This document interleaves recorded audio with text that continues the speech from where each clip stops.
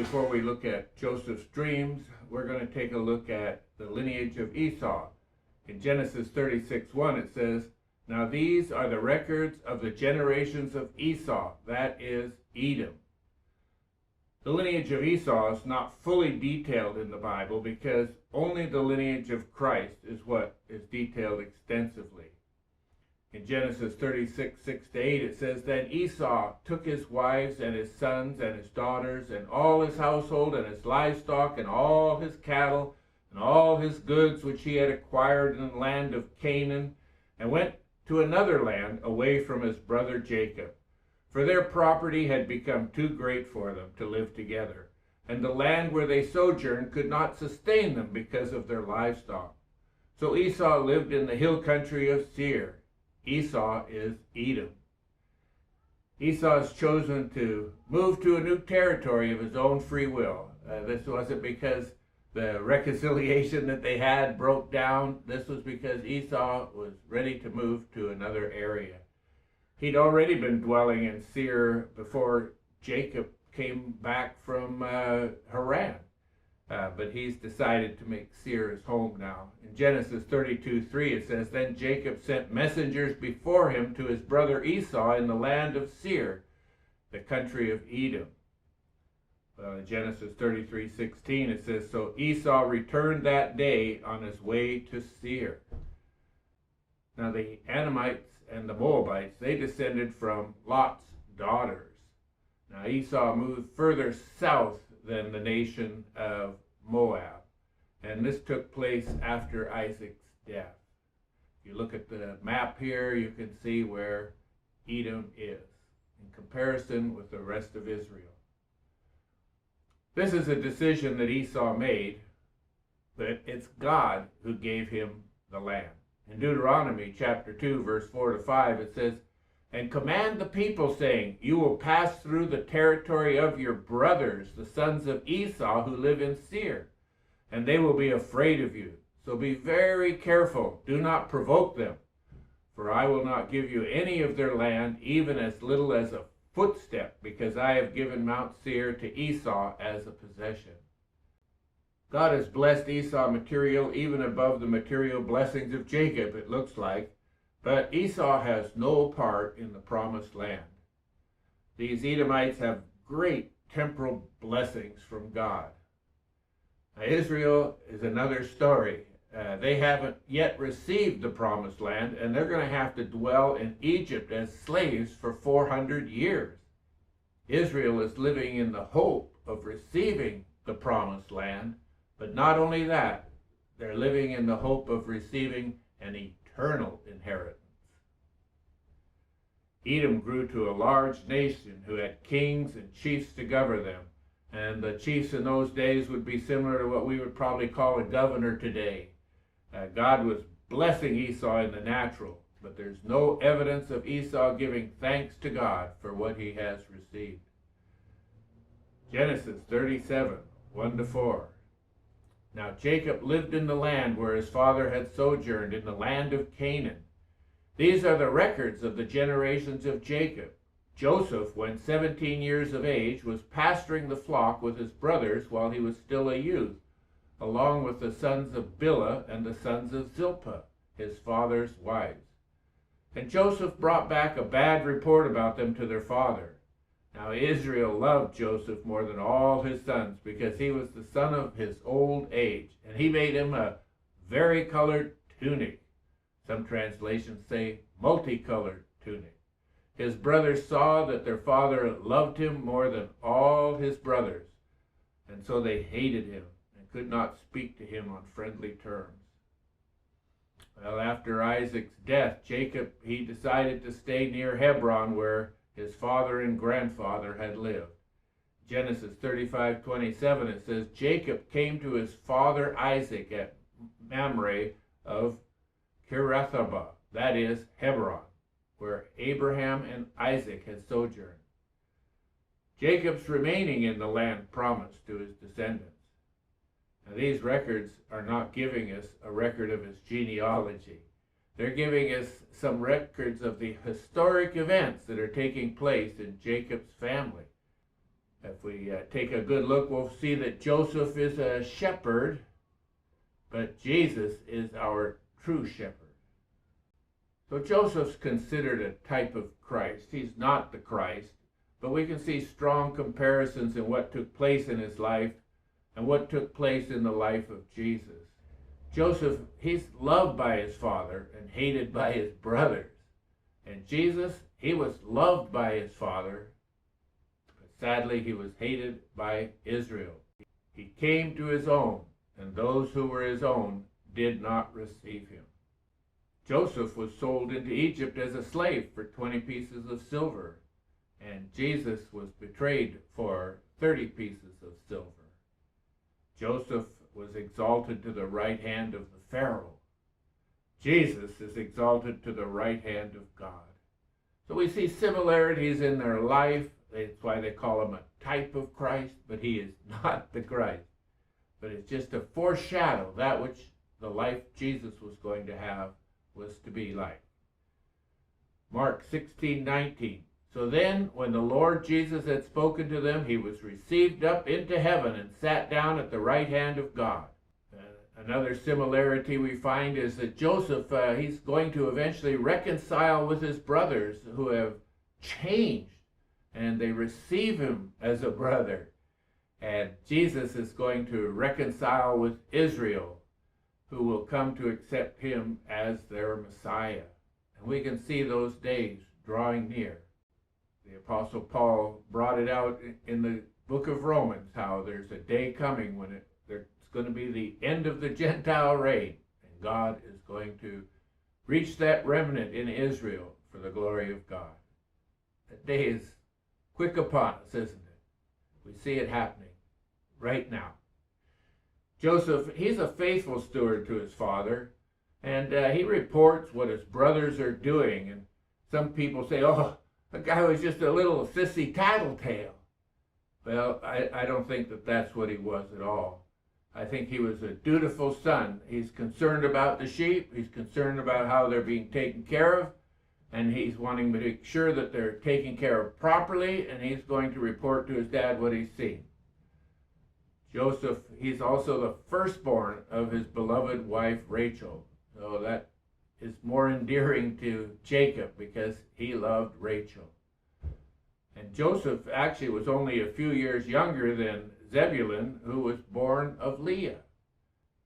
Now the phrase, son of old age, it had a definite meaning during that time. What happened at that time is the older men that had the finances to do so, they would take one of their younger children to attend and minister to them. They're not able to get around so well. They want them help up out of the chair. Some of you people that are as old as I am could relate to that. The father might want to lean upon their arm for support as they walked. They hadn't invented walkers yet. The son of old age would attend to their father's needs in their old age. This coat of many colors is an honorary piece of clothing that was worn by those who are not laboring. It would be something to wear while Joseph attended to his father. He wasn't laboring, he was just doing what his father needed him to do. And the brothers, they hated looking at Joseph attending to his father. And now he's dressed better than they ever hoped to be dressed. Favoritism is never successful in any family. James 3:16 says, for where there is jealousy and selfish ambition exists, there is disorder and every evil thing. Favoritism creates a lot of problems in a family. For the non-favored child, it leads to, could be lifelong issues of jealousy, resentment, low self-esteem. They're always trying to catch up to that one that's favored. A lot of times they're weak and become depressed and have anxiety problems or trust issues, and they fear they're going to be abandoned. And they a lot of times struggle with any kind of healthy relationship with another person. Sometimes they spend most of their life trying to please that parent or parents, as the case may be, and because they feel rejected by them and they want their favor.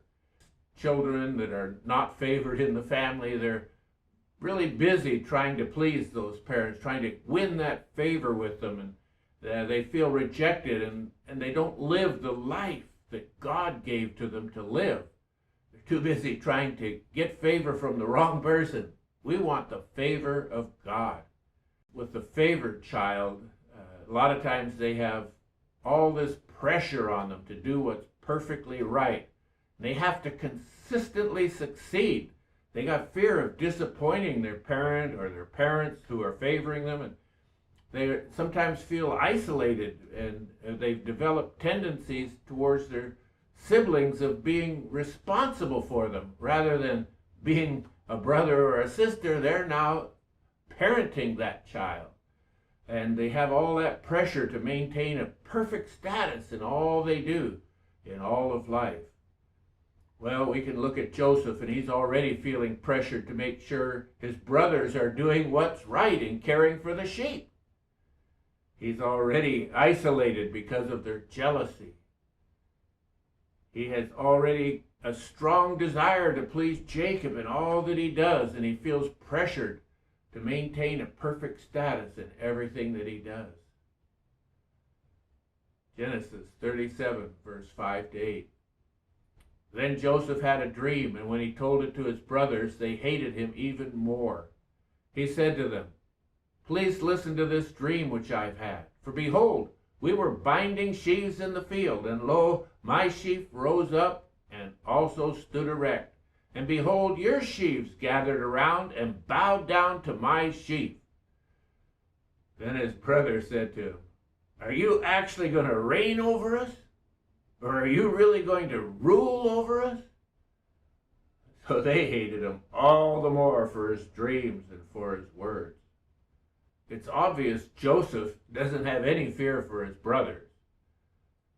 He had to know that they hated him, but he still goes on and tells them his dream. The brothers, they understand the dream. Are you really going to rule over us? Well, this dream is pertaining to food, and one day Joseph will be the one giving permission for the brothers to have food. It's a prophetic dream that he'd received from the Lord.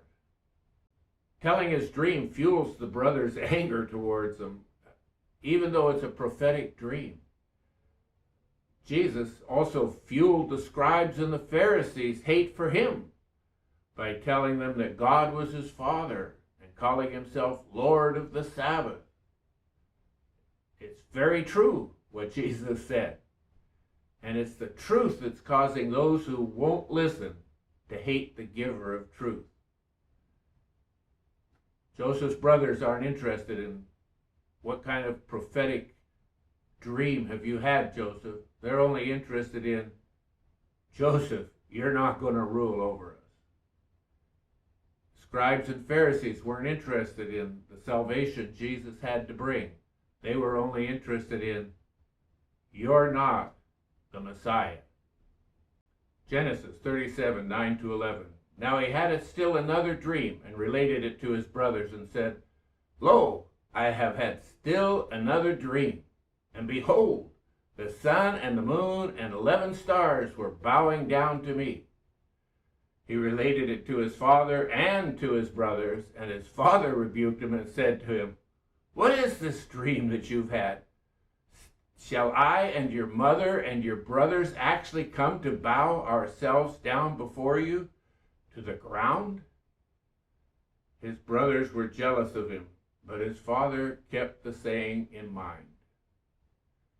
Joseph has another dream and relates it to the brothers and to his father. This time, it's Jacob who rebukes Joseph. Jacob had to be aware of the jealousies of the other children towards Joseph. Maybe he's just intervening there, but I kind of feel like he was, because it said he kept the dream in his mind. Rachel has already died, so the sun and the moon had to relate to Jacob and Leah. The dreams may have enraged the brothers, but like I said, Jacob, he pondered over them. But no one has accepted the dreams as something from God. It's in God's plan for these dreams to be made known. The dreams are going to be a testimony to the house of Israel of God's foreknowledge. These dreams have fueled the brothers' anger so that they will sell Joseph in the near future and accomplish the will of God for Israel. The scribes and Pharisees' anger was fueled so much that they crucified Jesus and accomplished the will of God for the salvation of mankind. God has a plan. Nothing's going to stop his plan. He's ever interceding into the affairs of men to accomplish his will and his plan for his glory. He has a perfect plan. I want to be a part of that perfect plan, don't you?